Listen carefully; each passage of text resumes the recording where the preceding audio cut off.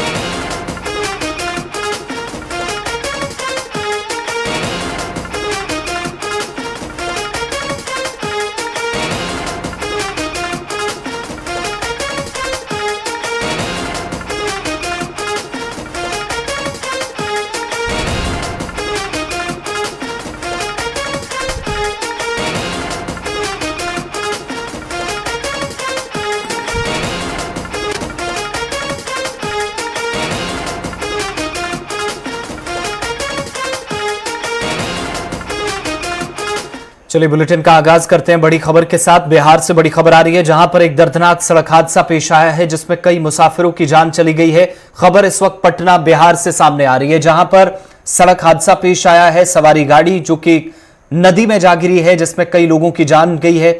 शुरुआती रिपोर्ट्स जो सामने आ रही है, यह हादसा बिहार के दानापुर इलाके में पेश आया है, जिसमें 20 लोग सवार थे और 8 लोगों की लाशें अब तक बरामद की गई हैं। इस तरह की इत्तलात मौसूल हो रही हैं। मजीद तफसीलात के लिए अपने नुमाइंदे के पास सीधा न्यूज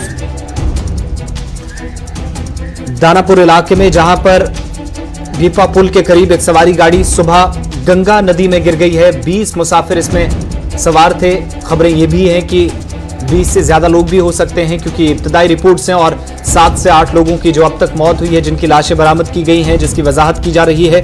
अभी तक 8 लोगों की लाशें जरूर बरामद की गई है, लेकिन 1 दर्जन से ज्यादा लोग अभी भी लापता हैं। मजीद तफसीलात के लिए सीधा न्यूज रूम का रुख करते हैं। रहमत कलीम हमारे साथ हैं। रहमत, क्या कुछ तफसीलात हैं हादसे के हवाले से?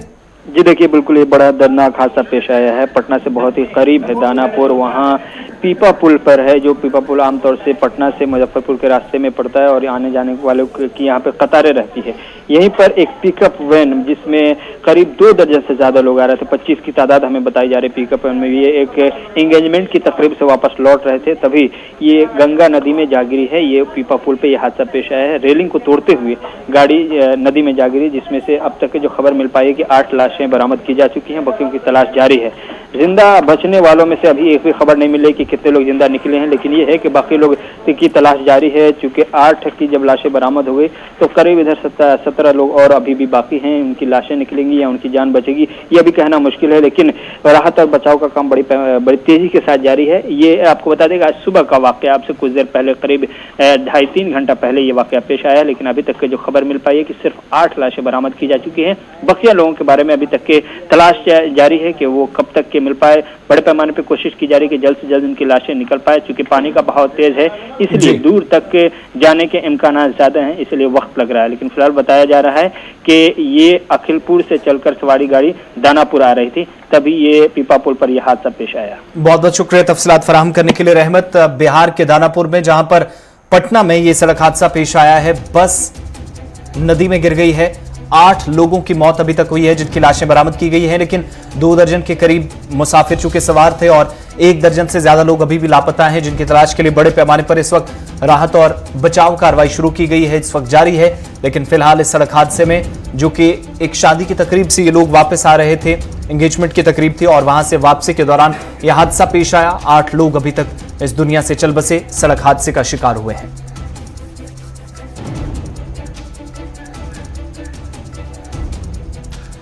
बिहार के बाद मुंबई की, जहां पर एक और दर्दनाक हादसा पेश आया है। विरार में वाक़ा वल्लभ अस्पताल के आईसीयू में तकरीबन रात 3 बजे आग की वारदात सामने आई, जिसमें 17 मरीज जो कि आईसीयू में जेरे इलाज थे, जिनमें से 13 मरीजों की मौत हो चुकी है। और महाराष्ट्र के नासिक में ऑक्सीजन लीक होने का तकलीफ दे वाकया अभी ताजा ही था कि पालघर जिले के विरार में एक अस्पताल में आतिशबाजी का होलनाक वाकया पेश आया और यह हादसा विरार के मगरबी हिस्से में वाक़ा विजय वल्लभ अस्पताल में पेश आया। तकरीबन रात 3 बजे आग आईसीयू में लगी, आग भड़क उठी जिसने 13 मरीजों की जान ली। 17 मरीज जो कि जेरे इलाज थे, 4 मजीद की हालत जिनकी तशवीशनाक बताई जा रही है। और अस्पताल के आईसीयू के मुताबिक इस हादसे में 17 में से 13 मरीजों की मौके पर ही मौत हो चुकी थी, दम तोड़ चुके थे और दूसरे मरीजों को महफूज मकामात पर मुंतकिल करने का काम जरूर किया गया, लेकिन उनकी हालत भी खतरे से बाहर नहीं है।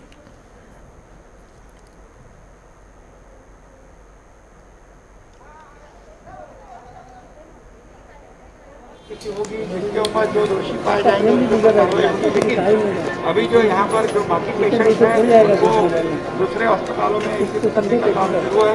उनकी जान बचाने को हम लोग पहले प्रायोरिटी दे रहे हैं और उसके बाद जो भी बाकी बातें हैं वो सब होगी। बात की है, उन्होंने भी ऐसे स्पष्ट आदेश दिए हुए हैं कि किसी को भी बख्शा नहीं जाएगा जो भी इसमें दोषी पाए जाए। खाली एक नर्स यहाँ पे मौजूद थी, तो कहीं ना कहीं नेग्लिजेंस का भी सवाल उठता है। देखो अभी वो तो इंक्वायरी में सब बातें सामने आ जाएगी। और मोबाइल खाल दिए। बात जम्मू कश्मीर की, जहां पर पुलिस और दीगर सिक्योरिटी फोर्सेस की मुश्तरका कार्रवाइयां जारी हैं। इस सिलसिले में आज सुबह पुलिस ने दावा किया कि जनूबी जिला पुलवामा में एक बारूदी सुरंग बरामद की गई। एक बड़ा वाक़ा यहां पर पेश आ सकता था, लेकिन हादसे को टाला गया। पुलिस के मुताबिक ये बारूदी सुरंग कस्बा पुलवामा के सर्कुलर रूट पर टहा पुलवामा के अंदर बरामद की गई, जिसको बाद में माहिरीन ने नाकारा बनाया। बॉम्ब डिस्पोजल स्क्वाड मौके पर तलब किया गया।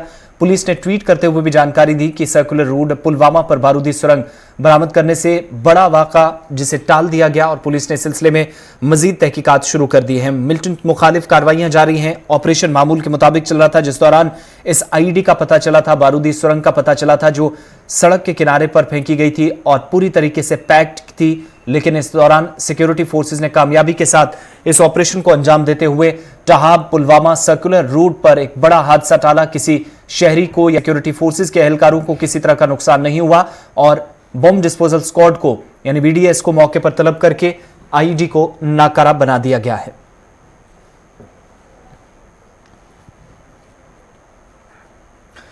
भारत में गुज़श्ता 24 घंटों के दौरान कोरोना वायरस के 3,32,000 से ज्यादा मुस्बत मामलों की तस्दीक हुई है और इसी असना में 2263 अफराद लुक़्मा अजल बन गए।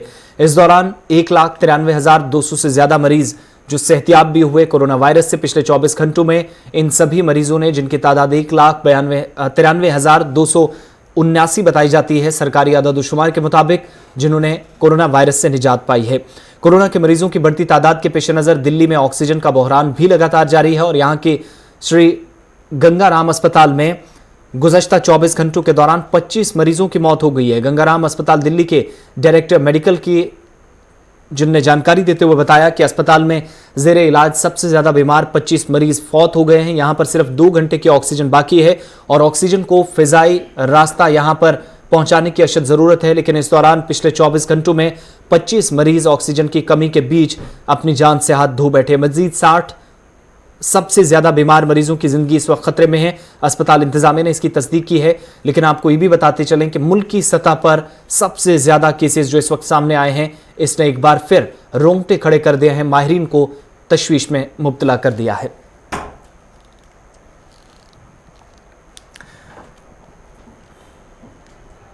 इधर मुल्क में कोरोना के केसेस ने नया रिकॉर्ड कायम किया है और इसके सबब मुल्क में कोरोना वायरस की तबाहकारी में इजाफा हो रहा है। कोरोना वबा की खौफनाकी की गवाही गुज़श्ता एक हफ्ते के आदादोशुमार या आज के केसेस दे रहे हैं, जो दिन ब दिन बढ़ते जा रहे हैं और 3,32,000 के पार आज भी केसेस पहुंच गए। 24 घंटों के दौरान जो आज केसेस सामने आए, 8 जनवरी 2021 को अमेरिका में 3,02,000 केसेस सामने आए थे, लेकिन वो तमाम रिकॉर्ड्स टूटते हुए आलमी सतह पर हिंदुस्तान के अंदर आज सबसे ज्यादा केसेस सामने आए हैं।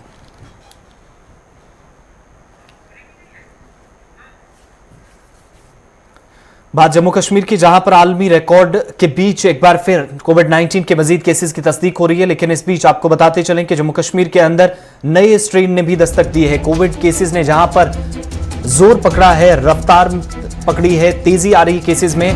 कश्मीर वादी के अंदर म्यूटेंट स्ट्रेन के पहले केस की तस्दीक हो गई है। जम्मू के अंदर पहले ही 28 केसेस सामने आ चुके थे। Financial commissioner health Atul Dulloo ने इसकी तस्दीक की थी, लेकिन वादी के अंदर कुल 381 नमूने लिए गए थे। 118 की रिपोर्ट सामने आई, जिनमें एक पॉजिटिव पाया गया और इस तरीके से म्यूटेंट स्ट्रेन का पहला केस कश्मीर वादी के अंदर सामने आया है। आपको बता दें कि वादी कश्मीर के अंदर अब तक इस तरह का कोई केस नहीं था। वादी बची हुई थी, लेकिन 381 मामलों में से अब जो केस सामने आए हैं उसने एक बार फिर तशवीश में इजाफा कर दिया है। अवाम के लिए भी मुश्किलें बढ़ सकती हैं। हालांकि अभी तक किसी भी दूसरे जिले से कोई इस तरह का दूसरा या बड़ा केस सामने नहीं आया, लेकिन जरूर कश्मीर से ताल्लुक रखने वाला एक शहरी जो वापस लौटा था और कोविड-19 की इस दूसरी लहर के बीच म्यूटेंट स्ट्रेन के दूसरे केसेस भी अब सामने आना शुरू हुए हैं। जम्मू के अंदर 28 केसेस मुख्तलिफ अकसाम के, जिनकी पहले तस्दीक हुई है। 440 N440 के इस वायरस को नाम दिया गया माहिरीन की तरफ से। जो मुल्क के बाकी हिस्सों के अंदर इस वक्त केसेस हैं, उनसे मुख्तलिफ वादी कश्मीर का ये वायरस बताया जाता है, लेकिन म्यूटेंट वायरस के पहले केस की तस्दीक कश्मीर सूबे के अंदर हो चुकी है।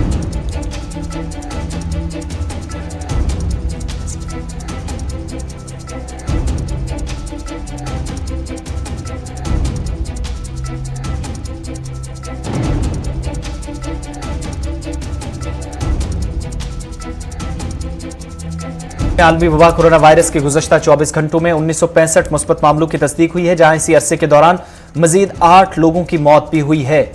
हालांकि देर रात के 2 मजीद मरीजों की मौत के साथ तादाद 10 तक पहुंच गई है, लेकिन ताज़ा केसेस में कश्मीर वादी से 1176, जम्मू सूबे से 789 केसेस रिपोर्ट हुए हैं। मरने वाले मरीजों में 2 का ताल्लुक पहले जम्मू से बताया गया, जिसमें बाद में 2 का इजाफा होकर 4 तक तादाद पहुंच गई। वहीं कश्मीर सूबे में 6 अमवात हुई हैं।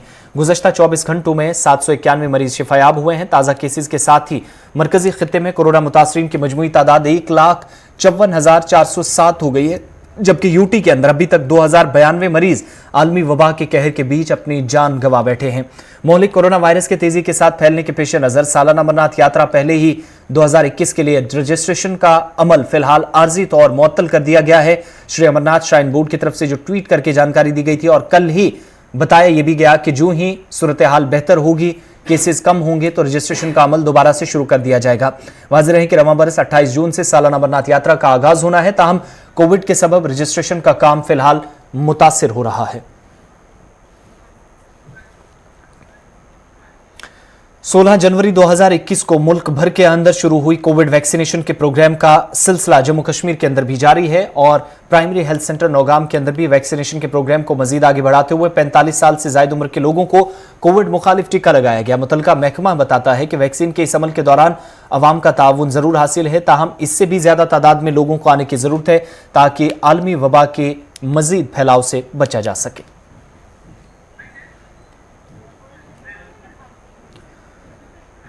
वैक्सीनेशन के इस प्रोग्राम के दौरान जम्मू कश्मीर के अंदर कोविड-19 की खतरनाक और वबाई सूरत हाल के बीच अब इंतजामी सतह पर भी फ्रॉड केसेस सामने आ रहे हैं। दरअसल जम्मू कश्मीर में वैक्सीनेशन का फ्रॉड किस तरीके से होता है, यह तस्वीर बताने के लिए काफी है, जहां वैक्सीन या कोविड मुखालिफ टीका लगाने के बगैर ही वैक्सीन सर्टिफिकेट या सनद अजरा की जा रही है और यह तस्वीर यह सब बताने के लिए काफी है। Jammu Kashmir peoples democratic party के तर्जुमान डॉक्टर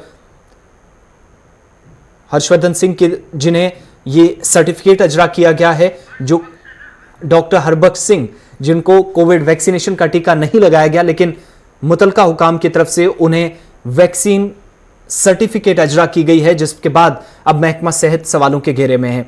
इंतजामिया की तरफ से पुलवामा से यह सर्टिफिकेट जारी किया गया है। पुलवामा में जहां पर डिस्ट्रिक्ट DH4 पुलवामा के अंदर उन्हें टीका लगाया गया है, वैक्सीन पर इस वैक्सीन सर्टिफिकेट पर इसकी तस्दीक की गई है, लेकिन खुद उन्होंने इस बात की वजाहत की है उन्हें मैसेज या नोटिफिकेशन जरूर अभी तक जारी होते रहे, उन तक पहुंचते रहे, मगर इन पैगामात के बावजूद भी अभी तक उनने वैक्सीनेशन के प्रोग्राम का वो हिस्सा नहीं बने थे, टीका नहीं लगवाया था। लेकिन एक बड़ी लापरवाही इस वक्त इंतजामिया के सामने आई है, जहां पर इसे स्कैंडल या फ्रॉड भी करार दिया जा रहा और महकमा सेहत की तरफ से अभी तक इस पर वजाहती बयान भी जारी नहीं किया गया है। अगरचे इस सिलसिले में हमने फाइनेंशियल कमिश्नर हेल्थ और वैक्सीनेशन ऑफिसर जम्मू कश्मीर के साथ राब्ता करने की कोशिश की, लेकिन अभी तक किसी ने भी हमारे फोन कॉल का जवाब नहीं दिया है। किसी ने हमारी फोन कॉल तक या मैसेजेस जो हमारी तरफ से उन्हें भेजे गए, कोई जवाब नहीं आया है और ये जो सर्टिफिकेट है ये किसी एक इलाके का मामला नहीं, मजीद सोशल मीडिया पर जो खबरें वायरल हो रही है जिसमें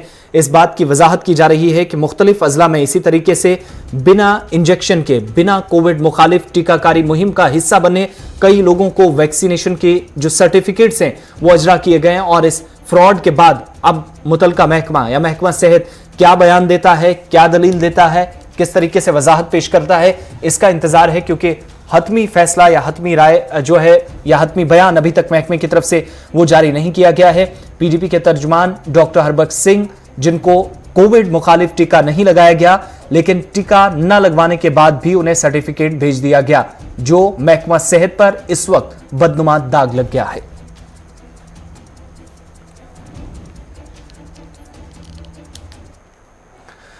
मुल्क के अंदर पैदाशुदा सूरत-ए-हाल के बीच वज़ीर-ए-आज़म मोदी कोविड-19 की दूसरी लहर के बीच सबसे ज्यादा मुतासिर होने वाली रियासतों के वज़ीर आला के साथ इस वक्त तबादला ख्याल कर रहे हैं और मुल्क के सरकर्दा ऑक्सीजन मैन्युफैक्चरर समेत कुल 3 अहम इजलास के जरिए कोरोना वबा की मौजूदा सूरत-ए-हाल का आज जायजा भी लेंगे। सरकारी ज़राए से मौसूला इतलात के मुताबिक वज़ीर-ए-आज़म की पहली मीटिंग सुबह 9 बजे शुरू हो चुकी है। इसमें कोरोना वबा की मौजूदा सूरत-ए-हाल का जायजा लिया जा रहा है, जो इस वक्त मुख्तलिफ रियासतों के वज़ीर आला के साथ तकरीबन 10 रियासतों के वज़ीर आला, जहां पर सबसे ज्यादा केसेस जिन रियासतों में हैं वहां की सूरत-ए-हाल पर तबादला ख्याल हो रहा है। और इस मीटिंग में कौन कौन मौजूद है इस बारे में अभी तक सिर्फ वज़ीर आला के नाम ही सामने आए हैं।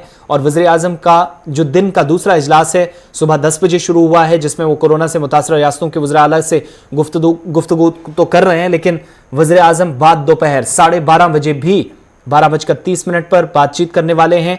ऑक्सीजन मैन्युफैक्चरर से बात होगी और इससे पहले वज़ीर आज़म ने ट्वीट भी किया था कि इन मुलाकातों के पेश नज़र उन्होंने अपना मौजूदा दौरा जो मगरबी बंगाल है मनसूख कर दिया है। वो इंतखाबी रियासत के वोटर्स को डिजिटल मीडियम के जरिए खिताब करेंगे, ना कि वो रैलियों का हिस्सा बनेंगे। वाज़ेह है कि मुल्क में कोरोना के मामलात में तेजी से इजाफा हो रहा और बहुत सी रियासतों में ऑक्सीजन की कमी के वाक़यात में भी इजाफा देखा गया है।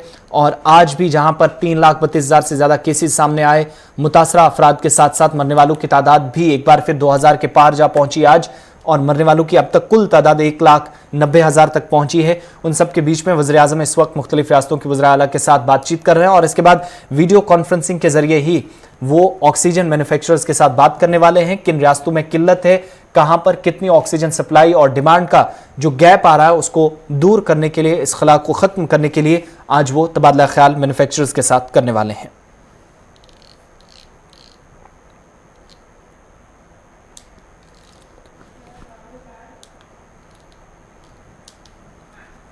इधर जम्मू कश्मीर में लेफ्टिनेंट गवर्नर इंतजामिया के नए हुक्मनामे के बाद ताजरों के बाद ट्रांसपोर्टर्स भी परेशानी में मुब्तला है और इंतजामिया के फैसले के खिलाफ ट्रांसपोर्टर्स जिनने पहले ही गाड़ियां बंद कर दी हैं, हड़ताल का आज तीसरा दिन है। ट्रांसपोर्टर्स के मुताबिक एलजी इंतजामिया ने 50% मुसाफिरों को बिठाने की गाड़ियों में इजाजत तो दी है, लेकिन किराए में इजाफा न करके उन्हें मजीद नुकसान पहुंचाया जा रहा और ऐसे में किराए में जब तक इजाफा नहीं होता गाड़ियां या पब्लिक ट्रांसपोर्ट मुकम्मल बंद रहेगा। हड़ताल का आज तीसरा दिन है, जिससे मुसाफिरों को कई अजला में मुश्किलात पेश आ रही हैं और जम्मू सूबे के अंदर ज्यादातर इस वक्त हड़ताल का असर देखा जा रहा है।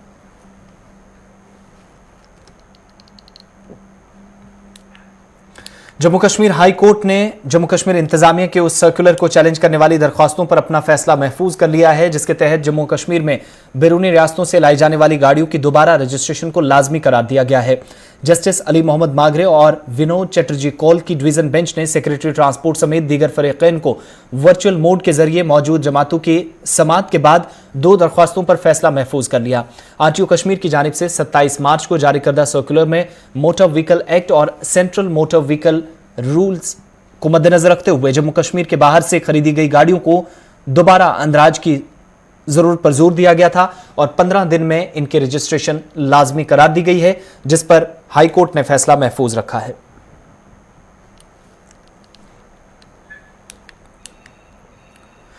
जम्मू कश्मीर में फिजाई आलूदगी पर काबू पाने के लिए कवानीन मौजूद होने के बावजूद भी हुकाम तमाशाई बनी हुई है, जिसके नतीजे में जम्मू और श्रीनगर शहरों में फिजाई आलूदगी में शदीद किस्म का इजाफा हो रहा है। माहिरीन का कहना है कि अगर इस आलूदगी पर काबू ना पाया गया तो मुस्तकबिल में इसके संगीन नताइज मिल सकते हैं और महकमा पोल्यूशन कंट्रोल बोर्ड या फिर एनजीटी की गाइडलाइंस को भी कई मकामात पर तरक्याती मंसूबों के दरमियान या कामकाज के दौरान दरकिनार किया जाता है, जिसकी वजह से खतरात शहरियों के लिए बढ़ रहे हैं।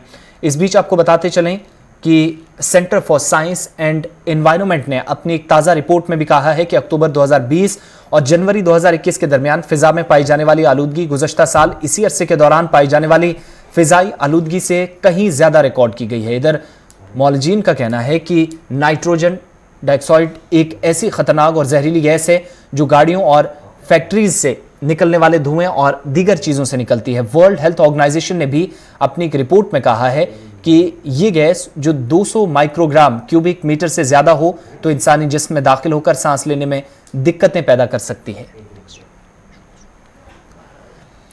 रिपोर्ट के मुताबिक पूरी दुनिया में PM10 यानी पार्टिकुलेट हवा में पाए जाने वाले जो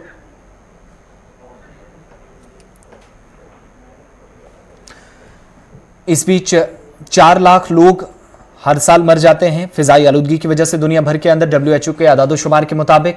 और आसानी से फिजाई आलूदगी के दरमियान फेफड़ों में हवा दाखिल हो जाने से TB या दमे की बीमारी लाहक हो जाती है, जिससे माहिरीन के मुताबिक वादी कश्मीर में भी माहौलियाती निज़ाम काफ़ी नाजुक माना जा रहा है और इसी नाजुक और खूबसूरत माहौल से इसकी सयाहती शनाख्त भी है। लेकिन गुज़श्ता बरसों से शहरों कस्बा जात में जदीद कारखानों और बढ़ते ट्रैफिक से आलूदगी में इजाफा देखा जा रहा और स्टोन क्रशर्स भी इसके लिए एक बड़ी जिम्मेदारी उन पर भी आयद की जा रही है। और इस बीच मौजूदा वक्त में सूरत हाल इंतहाई तशवीशनाक बनती जा रही है।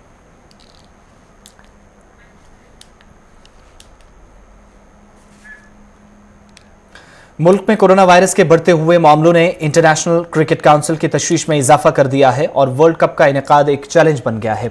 ज़राए ने इस बात की तस्दीक की है कि ICC को भारत में कोविड-19 के बढ़ते हुए केसेस में इंतहाई तशवीश है, इसलिए ICC ने भारत में कोविड-19 की सूरत हाल का बगौर जायजा लेने का फैसला किया है। T20 वर्ल्ड कप के इनेकाद के लिए ICC मुकम्मल तसल्ली करने की ख्वाहिशमंद है, क्योंकि आलमी गवर्निंग बॉडी का मानना है कि टीमों, ब्रॉडकास्टर्स और दीगर मुतल्लिका अफराद की सेहत और हिफाजत को खतरे में नहीं डाला जा सकता। ICC का वफद अगले चंद रोज में भारत का दौरा करने जा रहा है, लेकिन वफद के लिए मौजूदा सूरत हाल में भारत जाना अभी एक चैलेंज करार दिया जा रहा है। यहां पहुंचना एक बड़ा चैलेंज करार दिया जा रहा है और ICC ने वर्ल्ड कप के लिए भारत के 9 मौजूदा वेन्यूज की भी जायजा लेना है, जिसके लिए खुसूसी टीम यहां पहुंचेगी।